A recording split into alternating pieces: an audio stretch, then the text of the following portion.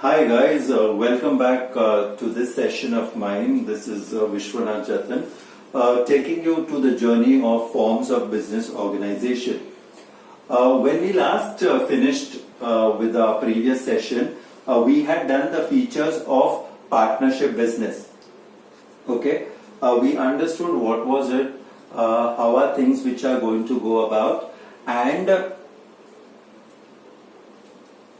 what were the various features of partnership firms. Now we go to the advantages of partnership business, and of course after the advantages we'll quickly go through the limitations also.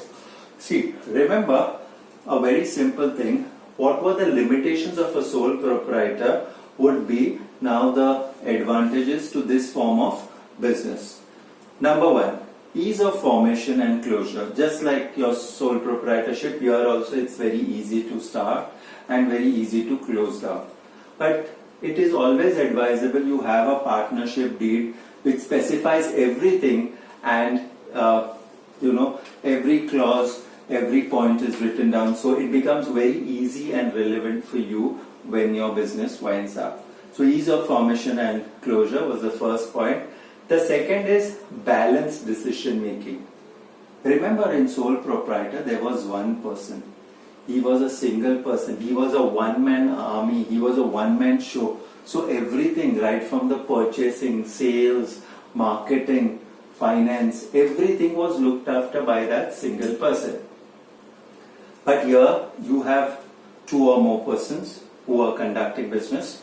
So it is, it becomes an experience of all of them, and they take collective decision. So it is useful that these decisions are taken properly and they are taken well. So one other advantage is there is balanced decision making. Your third advantage, more funds, 3, 4, 5, 6. So the number of people who will be pooling their capital will be more. The amount of capital will also be more as compared to a single person. Okay, a single person won't be able to put that much of capital, that much of resources as compared to a group of people together. So there is more funds. Fourth is sharing of risk. So if there's a loss, say there's a loss of 3 lakhs and there are around 5 to 6 partners, so each one of them will share 50,000 or 60,000. But what would happen if there was only one person? So the full 3 lakhs would have to be shared by one person. So here there is sharing of risk. Okay, there is sharing of risk because this partnership firm is formed by mutual understanding, mutual considerations, okay, and mutual consent, of course. So here the risks are shared. Coming to the next advantages, there is secrecy, because these partners keep things amongst themselves. There is very little chance of any information going outside. Everything will be well maintained because these people trust each other. They trust each other, they have mutually agreed, they have consented, they know each other very well before entering into this partnership business. So just repeating the advantages quickly, there is ease of formation and closure, there is balanced decision making, there is more funds, sharing of risk, so automatically the per head loss comes down, and there is secrecy. So these are the advantages of a partnership form of business. Let's go to the disadvantages or the limitations. Number one, unlimited liability. So this is going to haunt them, because if they make any losses and they have to pay the outsiders, they will have to get it from their personal belongings and give it to them. So the liability is unlimited. They have to double check whenever they are taking any decisions. They have to be very prudent and wise in taking business decision. So because the liability is unlimited, so this serves as a limitation in the partnership form of business organization. Coming to the second, there are limited resources. But I am not comparing it to a sole proprietorship. I am comparing it to a joint stock company where they can raise crores of rupees very easily, while as a partnership firm will not be able to raise that kind of money which a joint stock company does. Okay, so there is limited resources as compared to a joint stock company. Number 3, as we all see, if you see my fingers, none of my fingers are of the same level. None of the thinking of the partners also might be the same. This will lead to a possibility of fighting or conflicts among themselves. It sometimes could be some petty reason, it could sometimes be some major reason, okay, but there is a good possibility because a sole proprietor will only fight amongst his mind and his psyche, while as these people might get into an argument if they do not trust each other at different points of time. Okay. Coming to your limitation number 4 is risk of mutual agency. Okay, sometimes I trust a particular partner and I am on a vacation for a few days, and in that he is taking a decision. He might take the wrong decision. So this might be very detrimental and it might prove costly to my firm. Okay, so I have to have real good faith in the person who's taking decisions. Other thing is that there is a lack of continuity. You cannot guarantee that a partnership firm will go on and on. Of course, there are some firms which have survived for a long period of time because there have been good mutual understanding and good way in which the business has been conducted. So there was lack of continuity here. Okay, finally, lack of public confidence. The public itself doesn't believe in this form of business because there are different people and different people taking different decisions altogether. So we went through the journey of your advantages and disadvantages of partnership form of business organization. Now we'll go into a slight variation. We'll go into the types of partners. Okay, and there are different partners and we need to learn each and every type of partner in order to understand this chapter a little bit more better. Number 1 is an active partner. Now this partner comes to the office daily, he has contributed to the capital, he manages the business activity, he shares the profits, losses, and even he takes the business risk. Okay, his liability is unlimited, as in case we spoke about the features of a partnership is that the liability is unlimited. Okay, he carries on the business activities on behalf of the other partners. If the other partners have not come to office, he has to carry on their work also, and is bound by the activities of the other partners. So whatever decision is taken, if you come to office regularly or if the other partner comes to office regularly, if any mistake happens, the losses will be shared by both of you all. Okay, so we cannot escape that. So an active partner is someone who contributes capital, comes regularly to the partnership office, and he shares the profits and losses, whatever is agreed. Okay, now I come to the second type of partner. And the second type of partner is exactly the reverse of the first type of partner. The first type of partner was an active partner. The second type of partner is a sleeping partner. It doesn't mean that he sleeps too much at home or something, but he has got probably various other business activities. So he contributes to the capital and he shares the profit. If it's a losses, he is ready to share. If it's a profit, of course, who will not want profits? He will take the profits, and the business risk he is going to share. His liability is also unlimited. Doesn't mean that if he is sleeping at home or he is not taking active part in the business, he can avoid losses. No, he has to bear all the losses. His liability is also unlimited. He does not take part in the day-to-day activities of the business simply because there is a good understanding between the other partners. He has told that he will contribute more capital, and whenever in needed of some expert opinion, he is ready to offer his services. Okay, he may not contribute in decision making because he is not a regular person. Okay, but is bound by the acts of the other partner. So if any other partner takes a wrong decision, the sleeping partner will have to bear the losses. So we discussed two partners. One was an active partner and one other was a sleeping partner. Our active partner takes active part in the business, while a sleeping partner does not take active part in a business. Let's go to partner number 3. He is known as a secret partner. Why is he known as a secret partner? Because he doesn't want his name to be associated to the outsiders. So he's associated with the business, but the outsiders have no knowledge that he is a partner in this in a particular business. Okay, so no one knows about his status. So he's associated with the business, but the outsiders have no knowledge about it. He contributes to the capital, he manages the business activity, and he shares the profits and losses and also the business risk. Again, his liability is also unlimited, and he carries on the business activities on behalf of the other partners, or the other partners can carry on business for him.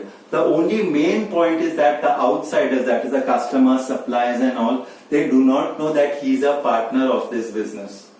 Okay, his identity is kept as a secret. So he in every way he is like an active partner only, but his name is not revealed to the outsiders that he is doing business. He is a partner in this particular firm. So that was secret partner for you. Now we come to what is known as a nominal partner. Actually, he is not a partner, but he allows the firm to project that he or her, okay, is a business partner. He is not a partner, okay. Neither he contributes any capital nor he has any share in the business profits or losses. Okay, he does not manage any business activity, but is bound by the acts of the other people, okay, and his liability is unlimited. So if he does anything, people can recover from him, because the people are made to understand, the outsiders are made to understand that he is a partner of the firm. So we went through 4 types of partners right now. The active partner, the sleeping partner, okay. We also went through a nominal partner, and finally we are now coming to partner by estoppel. And of course I forget that we also did what was known as a secret partner. The type of partner number 5 is partner by estoppel. He is not a partner, but he makes the other people believe that he is a partner of the firm. If he is reacting like that, his liability is unlimited. He does not contribute to the capital, nor shares any business profits or losses, nor participates in any business activity. So he is basically a fraud. Okay, he is not a partner, but he tells the others, look, this is my firm only. Fine, that was partner by estoppel. Now we come to the next type of partner, which is partner by holding out. Actually, again, he is not a partner. Through his behavior, conduct or initiation, allows the other partners to represent him as their partner. Okay, so here the partners know that he is doing things for them, and he becomes liable to the outside creditors, and he becomes liable to the outside creditors, and is also responsible for his acts. So this was a partner by holding out. Now we come to the last type of partner. This is a minor partner. So as the very name suggests, minor partner means he is below the age of 18. He is not legally a partner. He is entitled to all the benefits with mutual consent. Okay, this is all about it. Okay, he doesn't have any liabilities. So he is below 18. He is not legally a partner, but he is entitled to the benefits with mutual consent. So this is a minor partner. Now I shall have a quick recap in regard to all the partners. Let's take for example the active partner, the sleeping partner, the secret partner, the nominal partner, the partner by estoppel, the partner by holding out, and the minor partner. Now let's remember one thing. In the capital contribution, the active partner, the sleeping partner and the secret partner, they contribute to the capital, while as the others like the nominal partner, the partner by estoppel, the partner by holding out and the minor partner do not contribute any capital. What about managing business? Active partner manages the business, the sleeping partner does not manage the business, the secret partner manages the business, while as the nominal partner, the partner by estoppel, the partner by holding out and the minor partner, they do not manage the business. Okay, the profit sharing, usually it is there between the active partner, the sleeping partner, and the secret partner. The other partners, they are not liable to share. Yes, the minor partner can share the profits.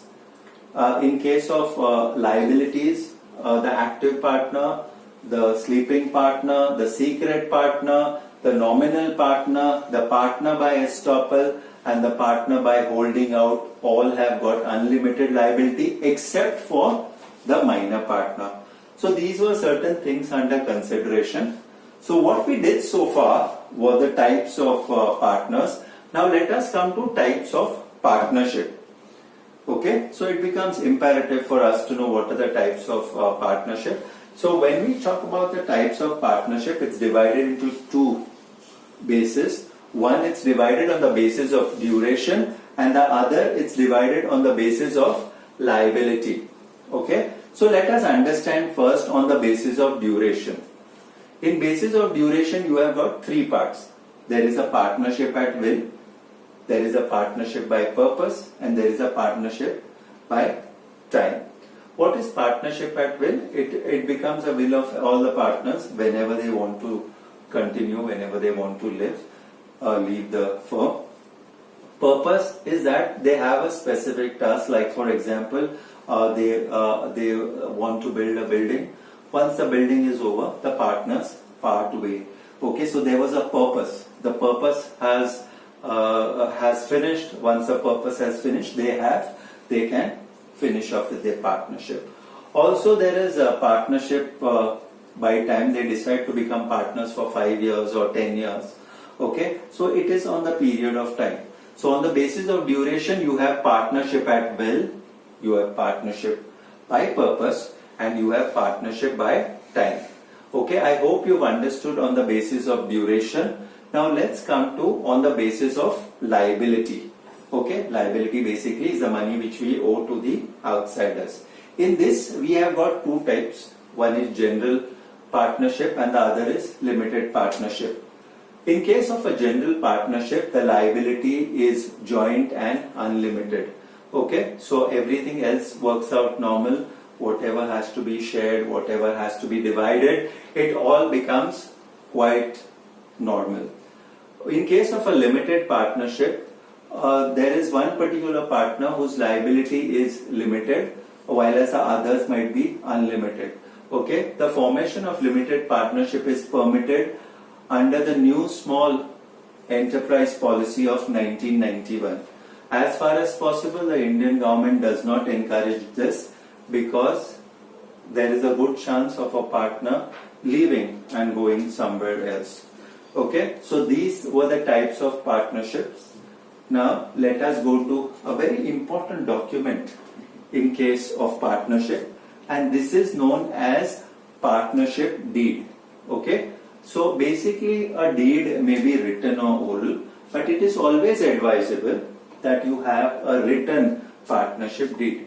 Okay, so once all the basic decisions regarding the number of partners, their liability status, the duration of partnership, etc. are taken, it becomes important for all the partners to very clearly decide and agree on the terms and conditions under which they will be carrying out the business activity. It's necessary because tomorrow, there shouldn't be conflicts, there shouldn't be fights. Okay, it should all be done in a very smooth manner.